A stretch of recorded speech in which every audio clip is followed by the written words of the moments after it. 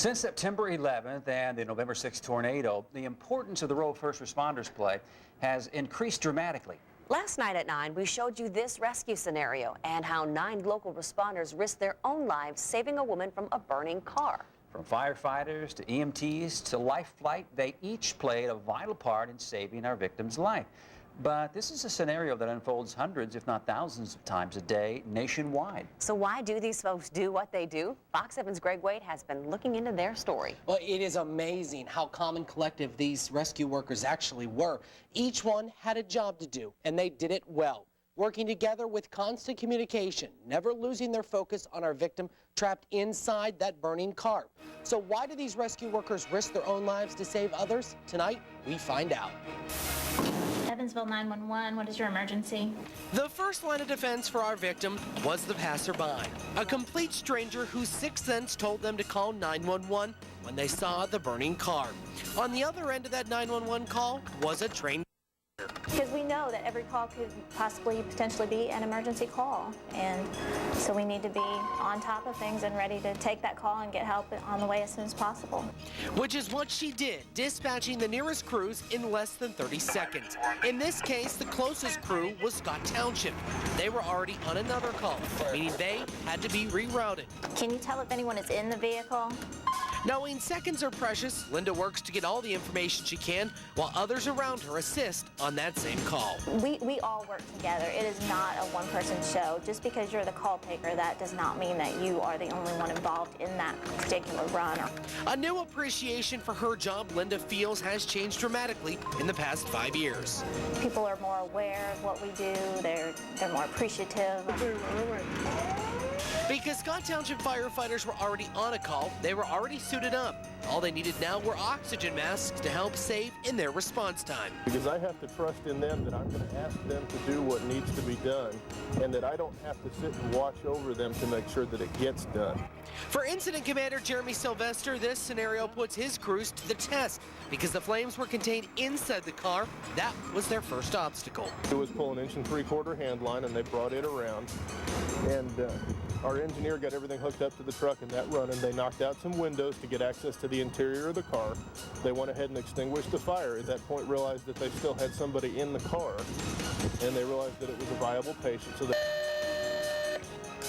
Okay, so we're 12 minutes into our rescue now. Life flight is on standby, and our firefighters haven't even gotten to our victim yet. Coming up, Greg will look at the complications those rescue workers faced on the scene and how it will change their course of action. We'll be right back.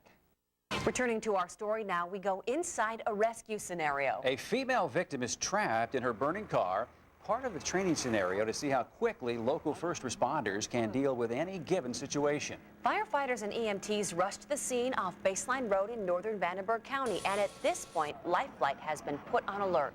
So why do these crews risk their own lives to save others? Here again is Fox 7's Greg Waite. Well, you got to err on the side of your patients. Scott Township rescuers didn't know what kind of situation they'd be responding to today. Now that they're at the scene, they know it's bad. Crews start cutting up the victim's car in order to free her from the charred vehicle. So how do these crews prepare for intense situations like this? Things don't always flow perfectly, and that's going to happen. But, you know, you fix those issues in training.